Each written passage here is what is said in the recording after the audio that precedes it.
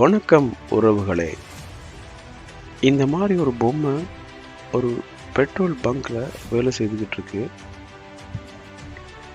இவர் என்ன வேலைன்னா, வீதியில வர வாகனங்களை வாங்க வாங்க எங்க பெட்ரோல் செட்டுக்கு வாங்க, பெட்ரோல் செட்டோடு கூட இருக்கிற சில கடைகளும் இருக்கு, வந்து எங்கிட்ட வாங்குங்க, பெட்ரோல் வாங்குங்க என்று சொல்லாம இந்த கையை அசைச்சு சொல்லிட்டு இருக்காரு பாருங்க.